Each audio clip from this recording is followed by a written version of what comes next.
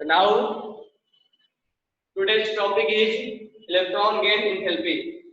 ठीक है, electron gain enthalpy में हम क्या क्या पढ़ने वाले हैं। इलेक्ट्रॉन गेन एंथैल्पी में हम इसका पहले तो हम मीनिंग पढ़ेंगे, इलेक्ट्रॉन गेन एंथैल्पी का मीनिंग क्या होता है। सेकंड हम कंपेयर करना पड़ेगा, हाउ टू कंपेयर। थर्ड हम एक्सेप्शन पढ़ेंगे, ठीक है। फिर हम एनर्जी वैल्यू देखेंगे, एनर्जी वैल्यू यानी डेल्टा एच का वैल्यू कैसे फाइंड आउट किया जाए, व्हाट इज डेल्टा एच। ये 4-5 चीजें हमें पढ़नी है, ठीक है। तो हम स्टार्ट करें। पहले मीनिंग आसान है। इलेक्ट्रॉन गेन एंथैल्पी हम किसको बोलेंगे, इसको हम इलेक्ट्रॉन गेन एंथैल्पी को इलेक्ट्रॉन एफिनिटी के भी नाम से जानते हैं। इलेक्ट्रॉन एफिनिटी, इलेक्ट्रॉन एफिनिटी के नाम से जानते हैं। अब ध्यान से सुनना,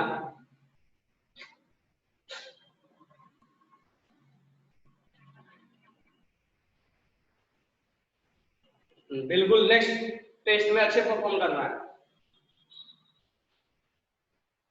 सारे स्टूडेंट। नेक्स्ट टेस्ट में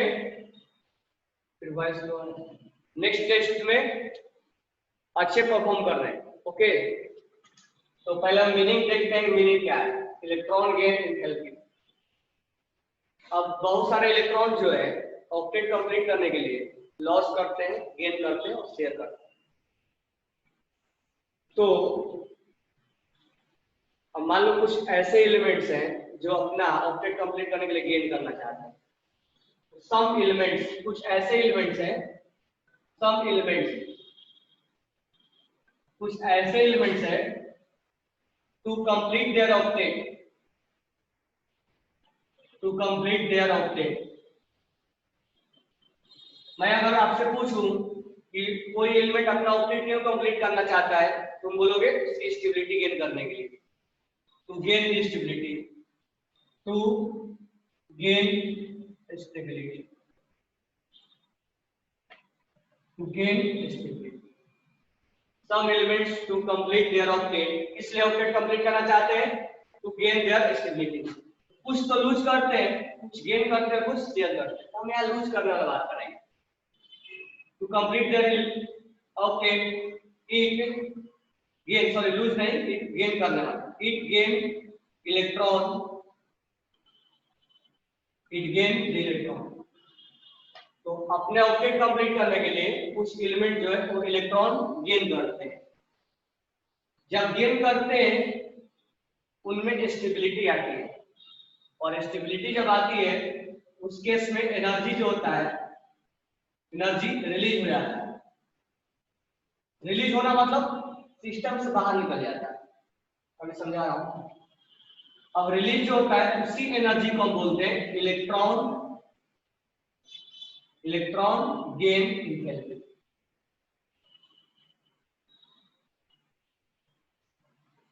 तो इलेक्ट्रॉन गेन एंथैल्पी और आयनेशन एनर्जी से समझना, इसलिए दोनों को साथ में रिवाइज भी करा के पढ़ाएंगे। इसको 2 बार पढ़ाएंगे, एक बार में अच्छे से समझना, फिर दोबारा रिवाइज कराएंगे। अब एग्जांपल्स के साथ हम समझते हैं। मान लो क्लोरीन, क्लोरीन के आउटर शेल में 7 इलेक्ट्रॉन होता है। जब ये 8वां इलेक्ट्रॉन गेन करता है तो ये अपना इलेक्ट्रॉन गेन करेगा कंप्लीट करने के लिए। 8वां इलेक्ट्रॉन जैसे गेन करेगा तो ये क्लोरीन से क्या बन जाएगा, क्लोरीन माइनस। जब इलेक्ट्रॉन गेन होता है तो एनायन बनते हैं। यहाँ इलेक्ट्रॉन गेन हुआ, अब इलेक्ट्रॉन जब गेन होता है तो एनायन बनता है। क्या रखना, एनायन का फॉर्मेशन होता है। जब इलेक्ट्रॉन गेन होता है तो एनायन का फॉर्मेशन होता है, यस नो। अब जब ये गेन होता है तो हम ये सोचेंगे कि गेन करने में क्या एनर्जी रिलीज होगा या हमें देना पड़ेगा। तो यहाँ पर इसके पास अट्रैक्शन होता है, इस प्रोटॉन जो है इलेक्ट्रॉन को अपने तरफ खींचने की कोशिश करता है। क्या खींचने की कोशिश करता है, टू कंप्लीट देयर ऑक्टेट। क्या ऑक्टेट कंप्लीट चाहिए? टू गेन स्टेबिलिटी गेन करने के। ये जो प्रोटॉन है, ये प्रोटॉन और ये इलेक्ट्रॉन, पॉजिटिव और नेगेटिव में क्या होता है? अट्रैक्शन होता है। तो ये प्रोटॉन जो है इस इलेक्ट्रॉन को खींचने की कोशिश करता है और खींच के इसके आउटर शेल में इलेक्ट्रॉन को रख देता है और उसका फिर ऑक्टेट हो जाता है कंप्लीट। और जैसे इलेक्ट्रॉन अगर गेन होता है, एनायन बन जाता है और इसका ऑक्टेट कंप्लीट हो जाता है।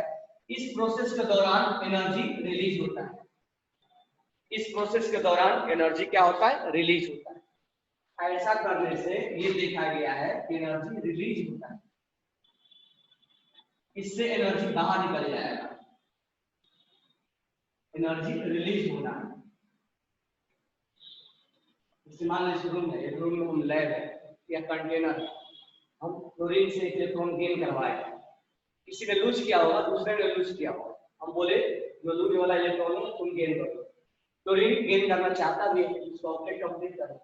जैसे शुरू में क्लोरीन ने गेन किया, हीट जो है बाहर निकल जाएगा, यानी हीट रिलीज होगा। और ये रिलीज होना ही इसी एनर्जी को हम बोलते हैं electron affinity.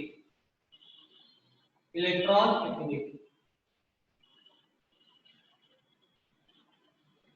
That energy is called electron gain enthalpy. नाम देखो, इलेक्ट्रॉन गेन एंथैल्पी, यानी इलेक्ट्रॉन को गेन करने में जो एनर्जी रिलीज होता है, आयोनाइजेशन एनर्जी में देना पड़ता है और इसमें हमें रिलीज करना पड़ता है।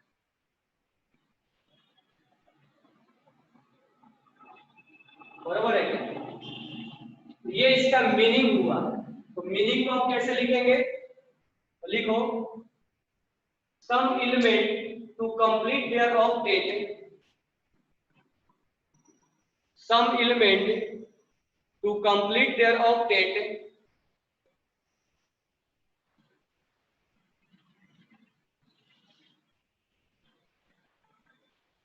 some element to complete their octet it gain the electron, it gain the electron.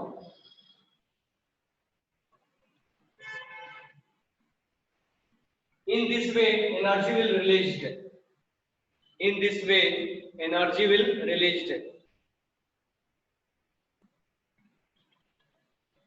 In this way energy will released. In this way energy will released. That energy is known as electron gain enthalpy. That energy is known as electron gain enthalpy. That energy is known as electron gain enthalpy. That energy is known as electron gain enthalpy. And it is defined for 1 mole. अब इसको बाद में समझाऊंगा 1 mole क्या है. It is defined for 1 mole. It is defined for 1 mole. It is defined for 1 mole. It is defined for 1 mole. ठीक है, तो हमने मीनिंग समझा। अब हमें सीखना है कंपेयर। तो मैं तुम्हें कंपेयर सिखाऊं उससे पहले थोड़ा सा मैं इसको आयोनाइजेशन एनर्जी से रिलेट कर रहा हूँ। आयोनाइजेशन एनर्जी और इसमें क्या डिफरेंस है थोड़ा सा मैं रिलेट कर रहा हूँ। तुम देखो आयोनाइजेशन एनर्जी में और इसमें क्या डिफरेंस किया। तो एक कॉलम हम बनाएंगे, एक तरफ हम लिखेंगे आयोनाइजेशन एनर्जी, थोड़ा सा डिफरेंस देखेंगे हम। आयोनाइजेशन एनर्जी, आयोनाइजेशन एनर्जी, और एक तरफ हम लिखेंगे electron gain enthalpy. Electron affinity लिख रहा हूं मैं, एक ही बात है, इलेक्ट्रॉन एफिनिटी या इलेक्ट्रॉन गेन एंथैल्पी। थोड़ा सा डिफरेंस समझते हैं क्या है। अब आयोनाइजेशन एनर्जी बोलता है कि सम एलिमेंट, कुछ एलिमेंट ऐसे होते हैं, सम एलिमेंट, कुछ एलिमेंट ऐसे, दोनों के साथ में पढ़ाएंगे इसलिए हम ज्ञान कुछ के दोनों को साथ में ले रहे हैं, न्यूमेरिकल्स के साथ में कराएंगे। मे भी सिलेबस में भी यही होगा तुम्हारा नेक्स्ट, क्योंकि अभी सिलेबस तो आया नहीं लेकिन मे भी यही है। सम एलिमेंट्स, to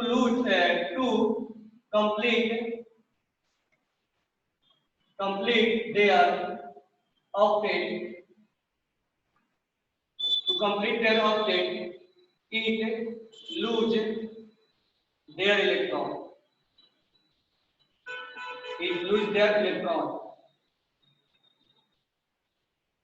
और इलेक्ट्रॉन को लूज करने में हमें एनर्जी देना पड़ता है। हम यहाँ एनर्जी देते हैं, यानी एब्जॉर्ब कराते हैं। हम एनर्जी को देते हैं, सोचो, तब जाके इलेक्ट्रॉन बाहर निकलता है। इसमें क्या है, some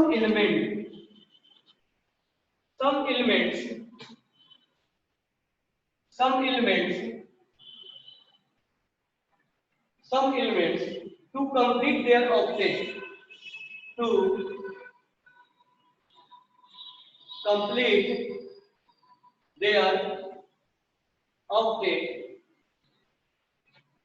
it gain the electron। तो इलेक्ट्रॉन को गेन करते हैं, जो ये लूज करेगा उसको गेन कर देगा। और जैसे गेन करते हैं एनर्जी जो होता है, एनर्जी रिलीज होता है,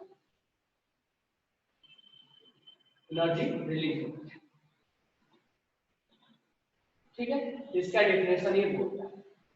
अब एनर्जी एब्जॉर्ब होना मतलब सिस्टम को, हमें सोडियम से हमें बनाना है सोडियम प्लस, और ये हमारा कंटेनर है लैब में, इसको हम हीट देंगे, यानी एनर्जी एब्जॉर्ब करना मतलब हीट एब्जॉर्ब करना, हीट को गेन करना।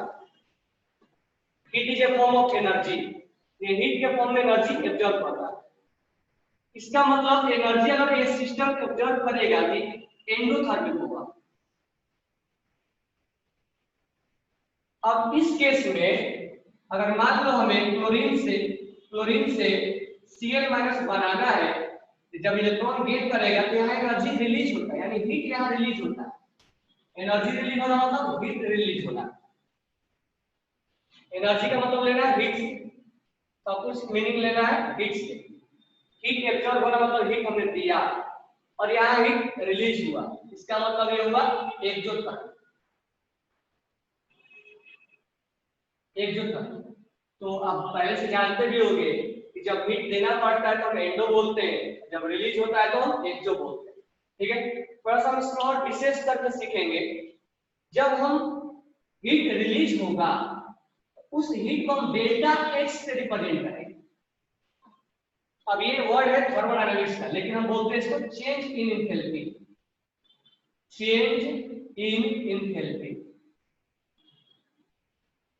अब ये चेंज इन एंथैल्पी जो है इसको तुम्हें हीट से लेना देना है, यानी अभी के लिए तुम समझना ये हीट है, क्योंकि ये वर्ड अब नया आ गया एंथैल्पी। अब सोचना ये है कि डेल्टा एच का मतलब होता है चेंज इन एंथैल्पी, यानी हीट। अब सोचो पहले जितना हीट था हीट क्या हो रहा, रिलीज हो रहा। फ्रीज में से हीट क्या हो रहा, बाहर रिलीज हो रहा है, ऐसे वैसे रिलीज हो रहा है, कूलिंग बढ़ेगा इसके अंदर। यानी डेल्टा एच का वैल्यू क्या आएगा, पहले फाइनल माइनस इनिशियल, यानी ये प्रोसेस होने के पहले और प्रोसेस होने के बाद। प्रोसेस होने के बाद हीट रिलीज हो गया, रिलीज हुआ ना, तो यहाँ पर पहले ज्यादा था, अब क्या हो जाएगा, हीट कम हो जाएगा, होगा ना। डेल्टा एच का वैल्यू क्या होगा, पॉजिटिव। जब तुम्हें डेल्टा एच का वैल्यू पॉजिटिव नजर आने लग जाए तो तुम बोलोगे ओ सॉरी ये रिलीज हो गया, तो रिलीज हम बोलेंगे नेगेटिव। पहले ज्यादा था, अब ये होने के बाद हीट क्या हो गया, कम हो गया, ये भी रिलीज हो गया था। मान लो रूम अब पहले हीट 100 था, अब 50 हो गया। फाइनल क्या है 50 और स्टार्टिंग में क्या था 100। 50 माइनस फाइनल माइनस इनिशियल, तो माइनस आएगा। तो अगर डेल्टा एच का वैल्यू नेगेटिव है तुम समझना हो एक्सोथर्मिक, यानी तुम जो पहले जानते थे डिफिनेशन कि जहां एनर्जी रिलीज होता है उसको एक्सोथर्मिक बोलते हैं, अब थोड़ा सिंबॉलिक लैंग्वेज में जानना। अगर डेल्टा एच का वैल्यू का नेगेटिव है तो इस बात को इंडिकेट करता है कि वहां से हीट रिलीज होता है। तो negative is only indicating point, ये इंडिकेट करता है कि सिस्टम से हीट रिलीज हो रहा है। तो नेगेटिव कुछ और नहीं है, दिस वन इज इंडिकेट, ये इंडिकेट कर रहा है हीट रिलीज हो रहा है।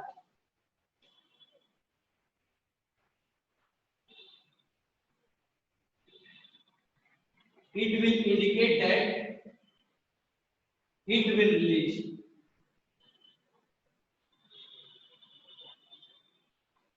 अब कहीं डेल्टा एच का वैल्यू नेगेटिव दिया है -10 किलो, तो माइनस का मतलब वो नहीं होता है कि माइनस हो गया, माइनस का मतलब होता है रिलीज होना। माइनस केवल इस बात को आपको इंडिकेट करता है कि हीट रिलीज हो रहा है, बरोबर है। अब यहाँ हीट दे रहे थे, तो दे रहे थे पहले ये प्रोसेस होने के पहले 100 था, अब हीट दे दी तो 200 हो गया, बाद में 200 हुआ, पहले 100 था, 200 माइनस 100 क्या हो गया, प्लस आएगा। तो डेल्टा एच का वैल्यू क्या आएगा, पॉजिटिव। जब जब तुम्हें डेल्टा एच का वैल्यू पॉजिटिव दिया जाए तो तुम समझना है वो एंडोथर्मिक, यानी अब एंडोथर्मिक को थोड़ा सा डेल्टा एच से रिलेट करना है। सोचो कि डेल्टा एच क्या है, डेल्टा एच में हीट, जब एनर्जी रिलीज होगा तो हीट घट जाएगा ना, घटेगा तो क्या होगा, नेगेटिव आएगा। जब हीट देंगे तो इसका हीट क्या हो जाएगा, बढ़ जाएगा, बढ़ जाएगा तो वैल्यू पॉजिटिव आएगा। तो डेल्टा एच को बार बार तुम्हें क्या सोचना है, इसको हम बोलते हैं चेंज इन एंथैल्पी, लेकिन तुम्हें मन में क्या लेके चलना है, हीट से रिलेट करके चलना है। अगर हीट देंगे तो डेल्टा एच का वैल्यू पॉजिटिव आएगा, अगर हीट रिलीज होगा तो डेल्टा एच का वैल्यू नेगेटिव आएगा, बरोबर है। अब ये डेल्टा एच का वैल्यू यहाँ पर ये 1 मोल के लिए डिफाइन होता है और ये भी 1 मोल के लिए डिफाइन होता है। तो इस चीज को तो मैं आगे एक्सप्लेन करने वाला हूँ 1 मोल का मतलब क्या होता है, इस पे स्टार लगा लेना। तो यहाँ एनर्जी, यहाँ पर एनर्जी इलेक्ट्रॉन को निकालने में देना पड़ता है, यहाँ खींचता है, बरोबर है। तो ये दोनों में डिफरेंस। अब कंपेयर करने की बारी आई, इलेक्ट्रॉन्स निकालना डिफिकल्ट कहाँ होगा, जहां वो इलेक्ट्रॉन्स को पकड़ के रखेगा, यानी फोर्स ऑफ अट्रैक्शन जितना ज्यादा होगा, जितना ज्यादा फोर्स ऑफ अट्रैक्शन होगा, हमें उस चीज को निकालना है, निकालने में जितना अट्रैक्शन ज्यादा होगा उतना ही उस इलेक्ट्रॉन को निकालने में क्या होगा, डिफिकल्टी होगा। यानी अगर मैं फोर्स ऑफ अट्रैक्शन निकालूं, फोर्स ऑफ अट्रैक्शन जितना ज्यादा होगा उतना ही आयोनाइजेशन एंथैल्पी, आयोनाइजेशन एनर्जी मत लिखना, आयोनाइजेशन एंथैल्पी लिखना या पोटेंशियल लिखते हैं। आयोनाइजेशन एनर्जी का थोड़ा मीनिंग अलग निकल जाता है, आयोनाइजेशन पोटेंशियल भी लिख सकते हैं। आयोनाइजेशन एनर्जी हम एटॉमिक स्ट्रक्चर में पढ़ेंगे। तो अट्रैक्शन जितना ज्यादा होगा उतना ही आयोनाइजेशन एनर्जी क्या होगा, ज्यादा होगा। क्यों, क्योंकि इलेक्ट्रॉन्स को निकालने में डिफिकल्टी होगा, difficulty to remove an electron, उस इलेक्ट्रॉन को निकालने में उतना ही डिफिकल्टी होगा। अब यहाँ ध्यान देना, अगर इसके पास इलेक्ट्रॉन खींचने की पावर जितना ज्यादा हो उतना ही इलेक्ट्रॉन को जल्दी खींचेगा, और हमें इलेक्ट्रॉन के एनर्जी में चाहिए ज्यादा से ज्यादा एनर्जी क्या हो, रिलीज। हमें यहाँ रिलीज ज्यादा से ज्यादा हो। केमिस्ट्री ये बोलता है कि जितना ज्यादा से ज्यादा रिलीज होगा उतना ही स्टेबिलिटी उस कंपाउंड का बढ़ेगा। ये बात ध्यान रखना केमिस्ट्री के लैंग्वेज में, क्योंकि एनर्जी जितना रहेगा तो उसमें काइनेटिक एनर्जी रहेगा, इलेक्ट्रॉन्स इधर उधर घूमते रहेंगे, जंप होता रहेगा, उसमें अनस्टेबिलिटी आएगा। तो केमिस्ट्री ये बोलता है कि अगर उस सिस्टम के पास जितना कम से कम एनर्जी होगा, मान लो वेपर है, लिक्विड है और आइस है, आइस में क्या होता है, जो मॉलिक्यूल्स होते हैं बिल्कुल पास पास आ जाते हैं, उसमें काइनेटिक एनर्जी कम हो जाता है, क्योंकि वेपर में काइनेटिक एनर्जी क्या होगा, ज्यादा होगा। हम आइस को अपने हाथ में रख भी सकते हैं, पेपर को रख सकते हैं, तो रख जाएगा। स्टेबिलिटी ऐसे अगर मान के चले तो स्टेबिलिटी इसमें है आइस के पास। कहने का मतलब ये है कि जितना एनर्जी कम होगा, लोअर एनर्जी, यानी हमारे पास जितना एनर्जी कम हो, जितना एनर्जी, अगर मैं आया सुबह पढ़ाने, मेरे पास बहुत ज्यादा एनर्जी है, तो मैं तुम्हें तेज आवाज में इधर उधर करके पढ़ाऊं, हालांकि अभी भी वैसा ही पढ़ा रहा हूँ। कहने का मतलब ये है कि इवनिंग होते होते अगर हमारा एनर्जी कम हो जाता है तो हमारा स्टेबिलिटी बढ़ता जाता है। तो less energy more stability, less energy more stability, more stability. एक चीज ध्यान रखना, आयोनाइजेशन एनर्जी हम चाहते हैं कि कम से कम एनर्जी दे, लेकिन इसमें हम चाहेंगे कि ज्यादा से ज्यादा एनर्जी रिलीज हो जाए। इस पॉइंट पर बिल्कुल ध्यान देना है। हम इस केस में चाहते हैं कि ज्यादा से ज्यादा एनर्जी रिलीज हो जाए, वही हमारे लिए अच्छा बात है। और रिलीज कब होगा? जब उसके पास खींचने की क्षमता होगा। जिसके पास जितना खींचने की क्षमता ज्यादा होगा, कैपेबिलिटी ज्यादा होगा, उतना ही जल्दी इलेक्ट्रॉन खींचेगा, ज्यादा से ज्यादा एनर्जी क्या करेगा? रिलीज करेगा। तो इसमें हम चाहते हैं कि मोर एनर्जी क्या हो, हम क्या चाहते हैं? मोर एनर्जी रिलीज हो। हम चाहते हैं क्या चाहते हैं? More energy release. इसमें हम क्या चाहते हैं? हम चाहते हैं कि कम से कम एनर्जी सप्लाई करे, लेस एनर्जी सप्लाई करे। कोई चाहेगा क्या कि हम ज्यादा से ज्यादा एनर्जी सप्लाई करें? तो ये चाहेगा कि कम से कम एनर्जी सप्लाई करें, और ये चाहेगा कि अब इलेक्ट्रॉन गेन थेरेपी में हम चाहेंगे कोई एलिमेंट अपने आप एनर्जी क्या इलेक्ट्रॉन क्या करे? खींच ले। जितना ज्यादा खींचेगा उतना ही एनर्जी क्या करेगा? ज्यादा रिलीज करेगा। तो इतना ही हमें डिफरेंस लेके चलना है कि क्लियर हुआ डिफरेंस एक आयनाइजेशन एनर्जी और इलेक्ट्रॉन गेन थेरेपी में। मीनिंग मैं बता रहा हूं दोनों का मीनिंग। ये इंडो होता है, ये एक्सो होता है। डेल्टा एस पॉजिटिव होता है, डेल्टा एस नेगेटिव। इसमें फोर्स ऑफ अट्रैक्शन ज्यादा होगा तो ये ज्यादा होगा। इसमें भी वही बात है कि फोर्स ऑफ अट्रैक्शन ज्यादा होगा, जिसके पास खींचने की क्षमता ज्यादा होगा उतना ही ज्यादा से ज्यादा एनर्जी क्या करेगा? रिलीज करेगा। इलेक्ट्रॉन एफिनिटी ज्यादा होगा, दोनों डायरेक्टली प्रोपोर्शनल होते हैं। यहाँ निकालना मुश्किल हो जाएगा, और ये यहाँ से इलेक्ट्रॉन को निकालने के बारे में बात करते हैं और यहाँ से इलेक्ट्रॉन गेन कराने के बारे में बात करते हैं। तो मेरे पास अगर ताकत ज्यादा है तो मेरे में से इलेक्ट्रॉन निकालना मुश्किल हो जाएगा, और मेरा अगर ताकत ज्यादा है तो मैं इलेक्ट्रॉन को दूसरे से खींचने की क्षमता भी रखता हूँ। बात ऐसी है कि यहाँ पर इलेक्ट्रॉन एब्जॉर्ब, यहाँ पर इलेक्ट्रॉन को लूज करवाना है, उस केस में directly proportional force of attraction is directly proportional to ionisation energy. यानी ये जितना ज्यादा होगा उतना ही इलेक्ट्रॉन निकालना डिफिकल्ट होगा। अगर फोर्स ऑफ अट्रैक्शन जितना ज्यादा होगा उतना ही उसके पास इलेक्ट्रॉन खींचने की क्षमता भी होगा। दोनों डायरेक्टली प्रोपोर्शनल। एक निकालने के केस में एनर्जी देने के बारे में बात करते हैं और एक रिलीज करने के बारे में बात करते हैं। ये आपको क्लियर हुआ? तो यहाँ पर एक मोल के लिए डिफाइन होता है, ये भी एक मोल के लिए डिफाइन होता है, जो कि आगे हम डिस्कस करने वाले हैं।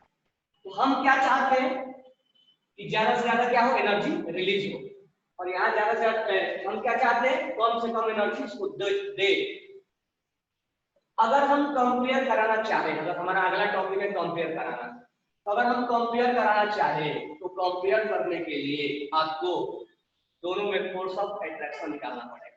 तो हम कल के क्लास में आपको कंपेयर करना सिखाएंगे। आज मैंने मीनिंग सिखाया, इलेक्ट्रॉन गेन थेरेपी का मीनिंग क्या होता है, उसको आयनाइजेशन एनर्जी से रिलेट किया थोड़ा सा कि दोनों में डिफरेंस क्या है। यहाँ तक किसी को डाउट है तो बोलो, अदरवाइज कल हम इलेक्ट्रॉन एफिनिटी का कंपेयर सीखेंगे। लेकिन ये चीज ध्यान रखना, हम क्या चाहते हैं कि ज्यादा से ज्यादा एनर्जी क्या हो? रिलीज। उसके लिए क्या होना चाहिए? पहला इंपॉर्टेंट पॉइंट, उसके लिए फोर्स ऑफ अट्रैक्शन क्या होना चाहिए? ज्यादा होना चाहिए।